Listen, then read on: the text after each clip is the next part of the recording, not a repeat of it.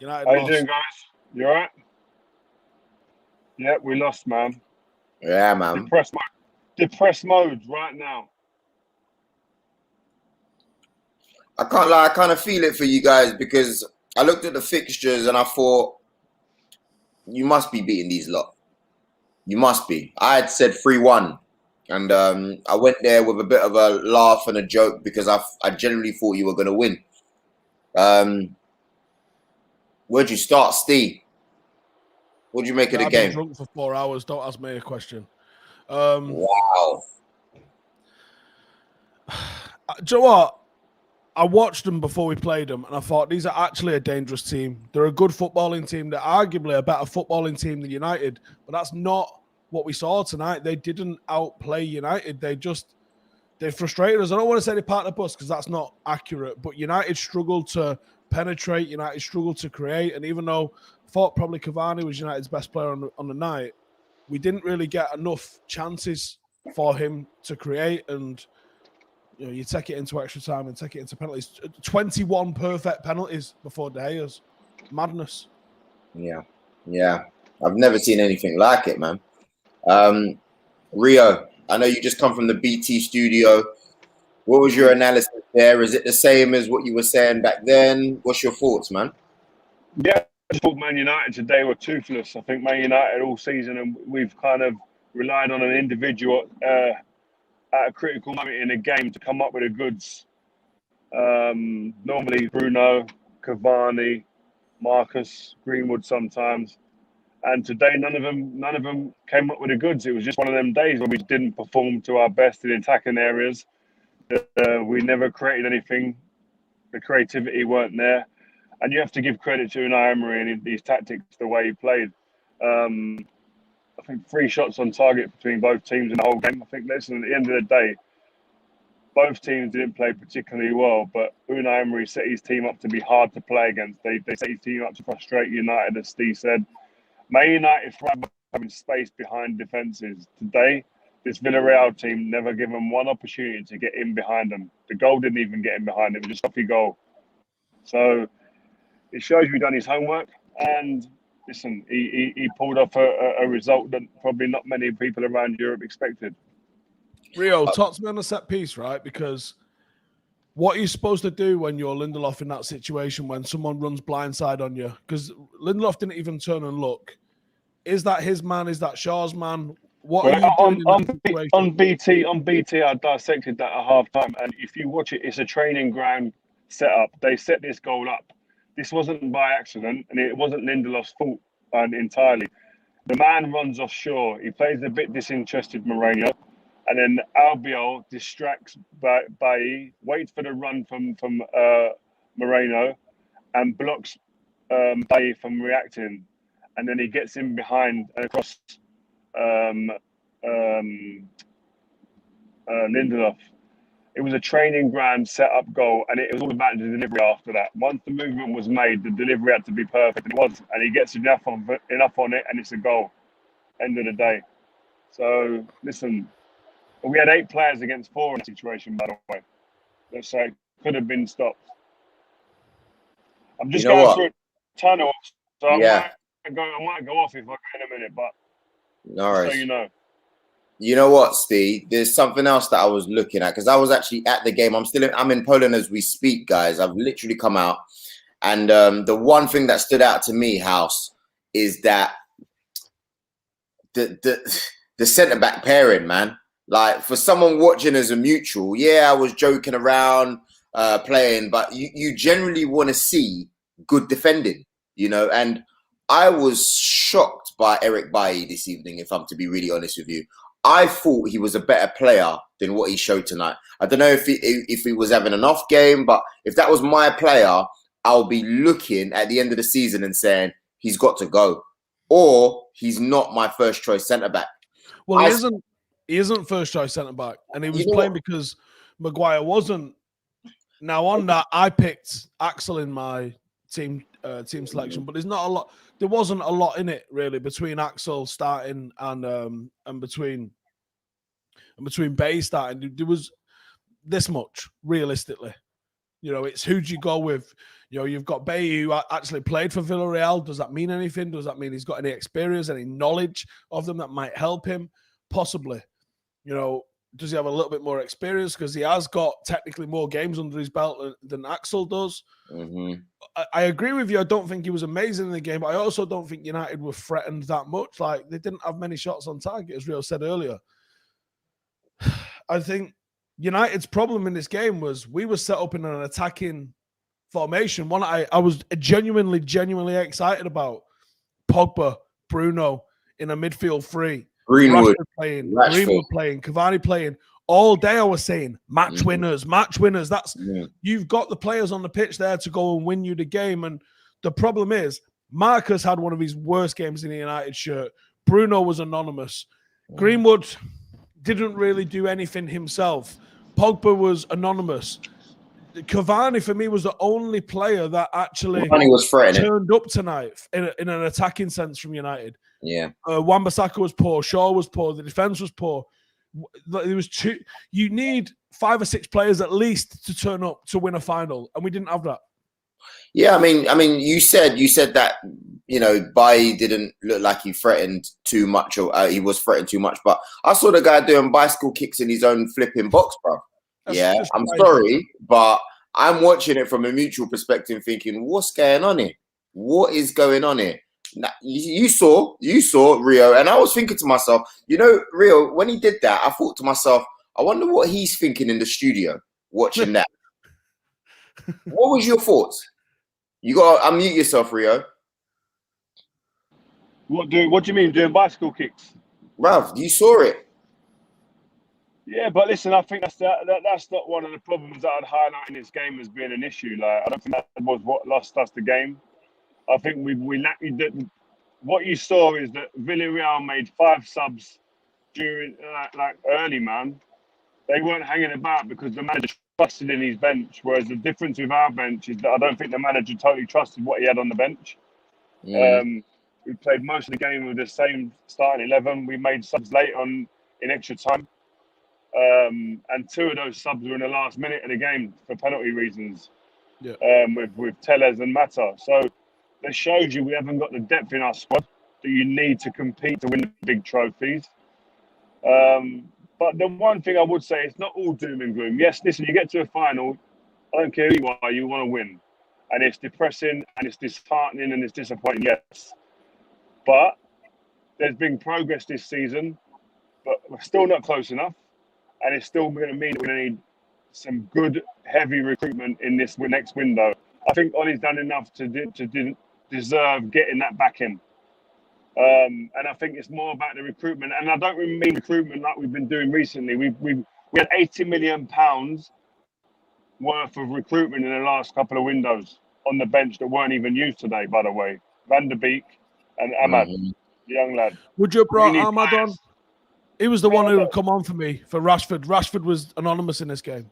Now you got to keep Rashford pens, man. Yeah, you got to think about penalties as well. Like, you got to think about a lot. I think Ollie done well in terms of the right penalty takers on the pitch. Yeah. But I just think that beyond that, about who we could have brought on today and whatnot. Listen, we've lost. That's gone now.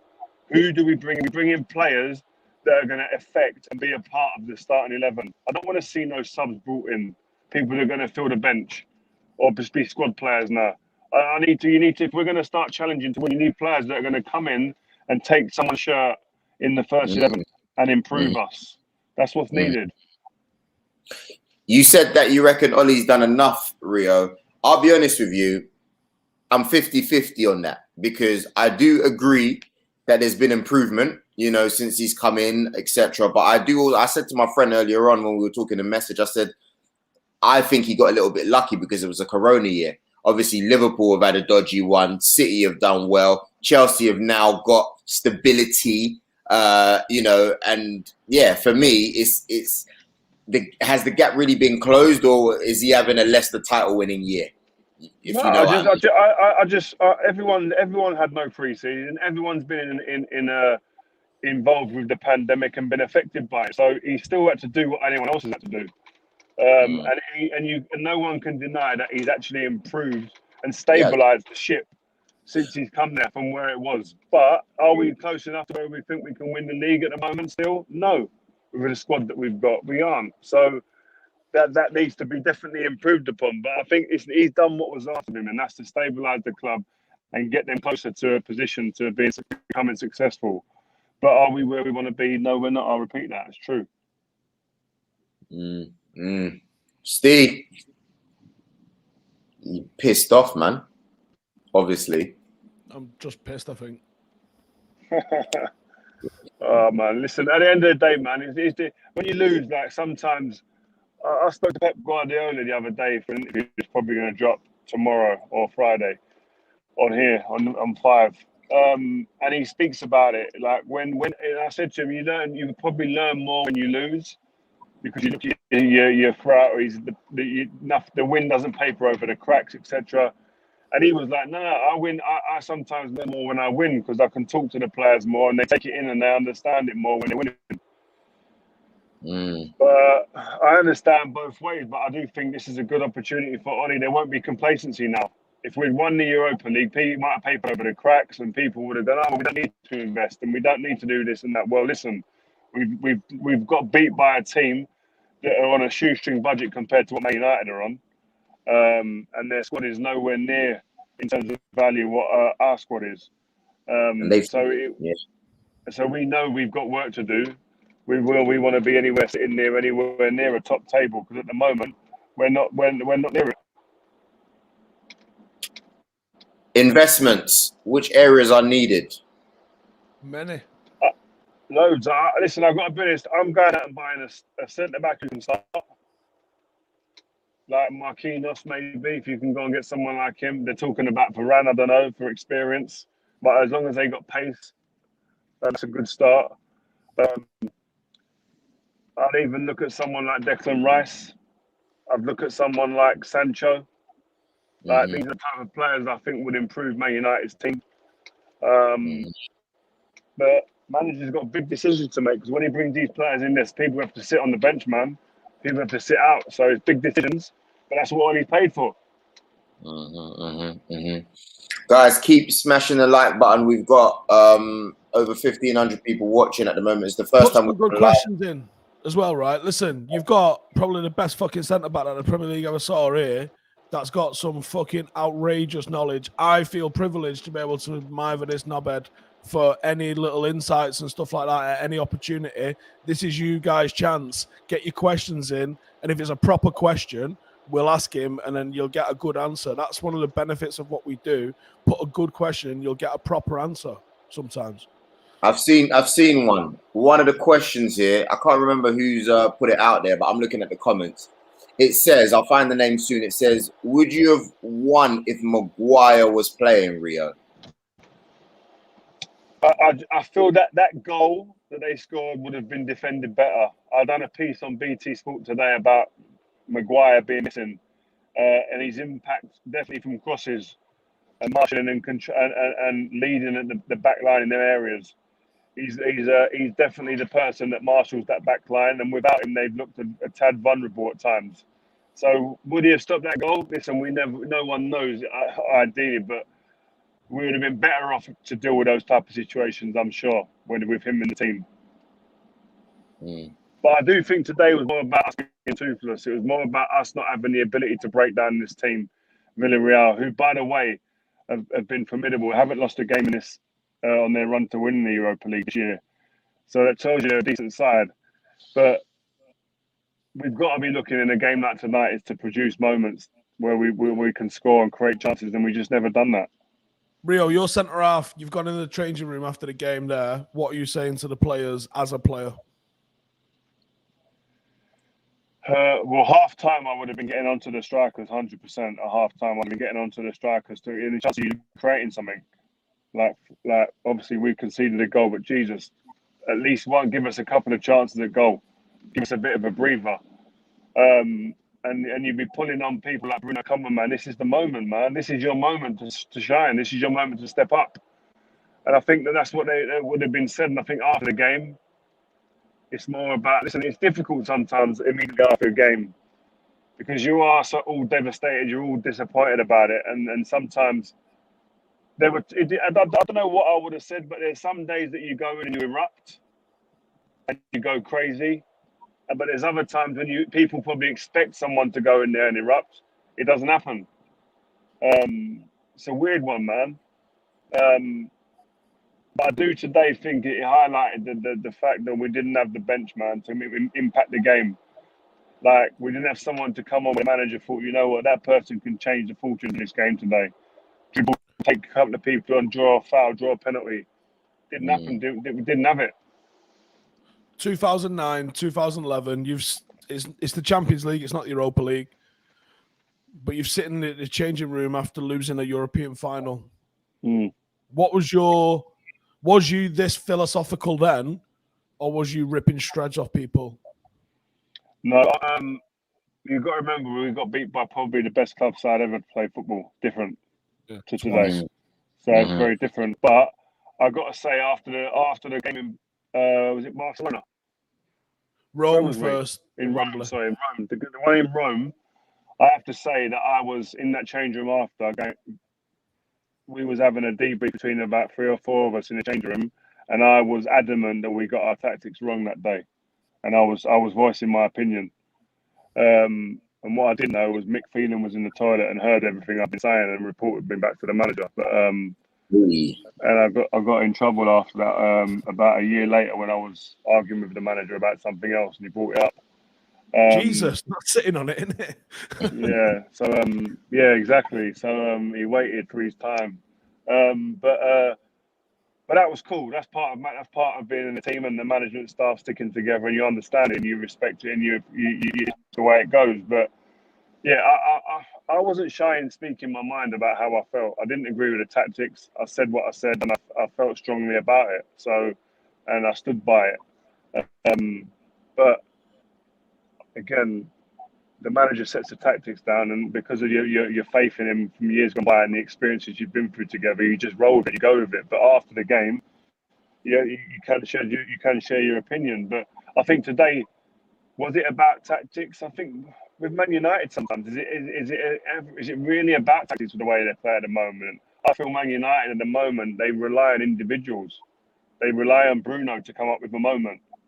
They rely on Pogba sometimes to come out with a moment. They rely on Bruno to create something for someone like Cavani then to finish. Do you know what I mean? And it's very rare do I see it come down to a play that's actually you see this come from the training ground, like tactical movements and rotations that they do sometimes. I don't know. It's weird. When you look at someone like, I don't know, even a Brighton or a Man United, Liverpool sometimes not so much, but more like a City or a Chelsea, you can see there's movements and there's interactions and rotations that have come off repetitions on the training ground. And I feel Man United is more of an individual. Listen, that great players and to produce a great moment. What was Ollie like generally in the changing room? Was he a vocal guy or was he more quiet? No, Ollie was quiet, man. He'd say his thing within his group of players or his little group of friends, or where he sat on the coach, maybe had voiced his opinion. But within the group, in front of the change room, in front of the team, he wasn't the one who would stand up and be vocal about anything, from my memory. But I feel that as the manager, I feel that he'd probably say something tonight. There'd have to be something to say. He could. There's no way I can see in my mind that game finishes and Ole Gunnar Solskjaer doesn't have a word in that change room. Because there's no doubt he'd be disappointed with attacking players. It is, and the buck doesn't stop with them. It's a team effort, but you expect more tonight on them attacking players. Definitely, they will go home today and be disappointed in the way that they played today. You know what I mean? I want to ask. You know what? Not even ask. Unai Emery, man. We make. There's been jokes. There's been all type of stuff, but he's a good manager, man. You know what I mean? Now you fucking realise that. No, but you don't win. You don't win 4 Europa Leagues, yeah, by being rubbish. You know what I mean? You said earlier on that he won one as well. Did he win one with Sevilla against Klopp? Yeah, he did. Klopp's first season, innit, at Liverpool.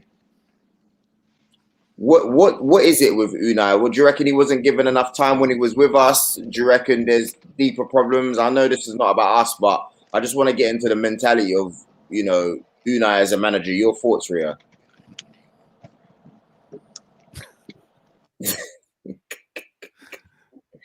Well, listen, the geezer's got undoubted pedigree. He knows how to win. He knows how to win Europa League, for sure. Mm-hmm. Mm-hmm. At the end of the day, mate, listen, the Arsenal fans were quick to judge him. He was mocked. He was mocked out of the place. But there's no denying that the guy's a good coach. You can't win 4 Europa Leagues and say, oh, he's not a great coach, though, is he? Yeah, like I said before, the value of his squad, the quality of his players on paper, shouldn't be really competing with Man United or beating an Arsenal even in the semi-finals. You know what I mean? And they've gone and beaten 2 English teams, not the 2 best English teams, but they've beaten 2 English teams with massive budgets compared to them. And that needs a level of coaching, it needs a level of management, and a level of structure to be able to do that and compete at that level. Yeah. No, top guy in my opinion. I agree. Well, and you know what as well? He done it, by the way. He weren't pretty, but he knew there was a way to beat Man United. And it's like a hook or by a crook sometimes. It's not about being pretty all the time. It can't be pretty. And it wasn't like that. And listen, today with Man United, they scored the goal, and after the Cavani goal, you think, right, they're going to go on and win it. And they're probably a couple of minutes where you thought, right, they've upped the ante now. The intensity's gone up. They're going to go on. They're going to take this game by the scruff of the neck. But it just never materialised. Just never happened, man. You just thought, wow. Like, they had the game, the opportunity there to go ahead and get it, and they just didn't grasp that opportunity. And this was a big moment for Man United to start creating a culture of people that can win. Creating an environment for these guys to live and breathe daily to win and understand what it means and what it feels like to win. They ain't got there. And we spoke about it on BT just now about players and recruitment you're going to bring in. It's not about just the level of player you're going to bring in, their ability as a football player. It's also their character. You've got to bring the right characters in. You've got to bring the right people in that are going to get people around them and bring them along and drag them and make them better players around them. Do you know what I mean? We look at the 2 players in the last 2 years, 2 of the most important players for Liverpool and Man City the last 2 years who have been the catalyst for those teams to go on and be successful. 2 centre-backs who have made other people around them better, Van Dijk and Ruben Diaz. Yes. Yeah? And did they come from 2 teams that were actual teams that dominated Europe and were the biggest players around in Europe and biggest teams around Europe? No. One came from Southampton, weren't playing Champions League football, and one came from Benfica that weren't an absolute dominating team in Europe.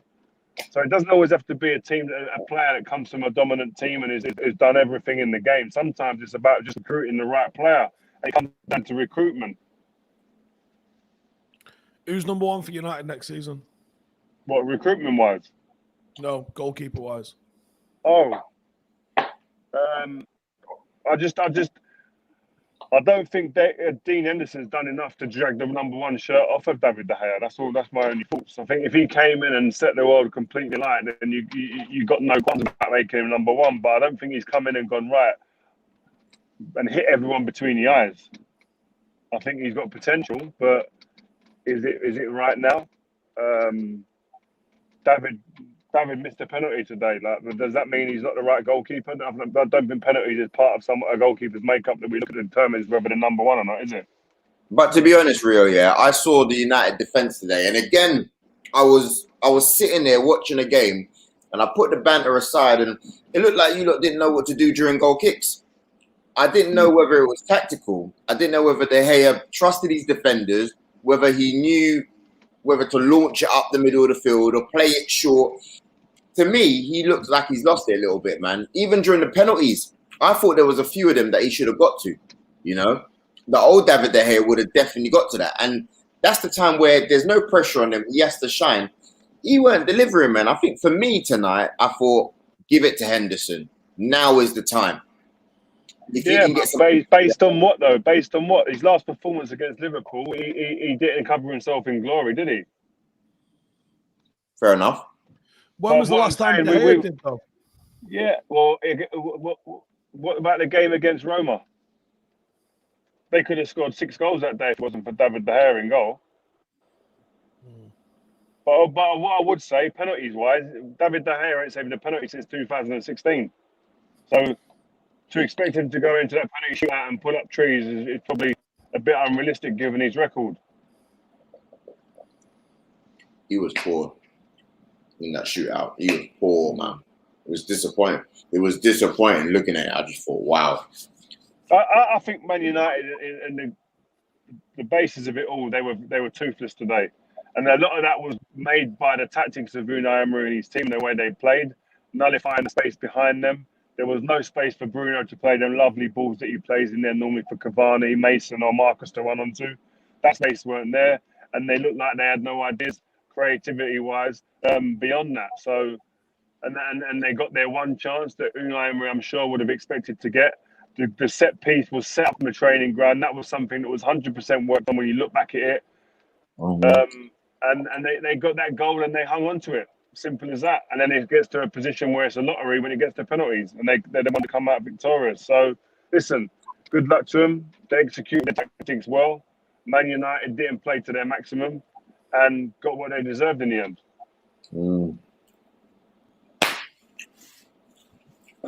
Steve, I'm trying to hear more from you, man. I'm going We've bed, been man. live since about 7 o'clock. I'm going bed, man. I'm depressed. Yeah, I'm waiting for the half an hour mark. 26 minutes in, almost 26 minutes. That's what I'm looking at. You're trying to milk out the depression, yeah? Is that what you're trying to do? Because Arsenal are here, you're trying to just milk out our depression. To be honest with you, yeah. I started the night, proper Villarreal, innit? Like, what? Hang on. What's Poland saying anyway? Have you had a good trip, Joel? That's what I'm asked about. Let's do the next 3-4 minutes about Poland and your trip. I did see that some fans have come and had a photo with you, so I'm happy about that. No, it was brilliant. To be very honest with you, the amount of love being shown for Viable 5 abroad is insane. It's surprising. Like, don't get me wrong, there's the general Joel love that you get, guys. You know, let's calm down. But at the same time, that I'll be real with you, people are generally coming up saying, wow, this content is some of the best content that they've ever seen. I'm getting messages all the time. You know, I was on like other channels and stuff like that. I was chatting with Flex earlier on, and I had fans come behind and, oh, Rio said he wants to see you. Him and Steve want to see you wearing Man United scarves and blah, blah, blah. I'm thinking, well, you lot are watching, like they're watching everything. So yeah, it was brilliant. I didn't walk the streets too much. Do you know what I mean? Like, I don't know what it's like around here. Do you know what I'm saying? Like, I'm trying to keep it safe, you know? Flex is the only brother that I've seen since Gatwick still, and it's been 4 days. So besides that, I've just been in my apartment just chilling and creating my stories and working and whatnot. But it's been a good experience, and I'm actually sad for the United boys that play for England, because I really think it would have been encouraging for them to go into the England setup having won something, you know, thinking, yeah, you know what, you can rely on me. It's Rashford, you can rely on me, I'll get the goals. Or, you know, it's Luke Shaw, you can rely on me, I'm X, Y, and Z. And it might affect him a little bit, which I'm worried about. Hopefully it doesn't too much. But yeah, so far the trip's been good. Tomorrow I'm editing the vlog. And then Friday I come back. Okay, good. Good, man. Yeah. Well, guys, man, listen, it's been a pleasure talking to you. Disappointing evening, obviously, from a Man United perspective, but get some sleep, man. I've got the Champions League finals to look forward to at the weekend. The two English teams, Chelsea versus Man City. Oh, yeah, great. Yeah. You covering it? Pardon? Are you covering it? Yeah, I'm covering it. I'm flying out there, man. So I'm going to fly out there and I'll film some stuff, man, so you can put it on. We can put it on the channel. That'd be dope. Thank you very much for your time, everyone. It's the first time. It's going to be the last time. Viable 5 live. See you later, guys. Later.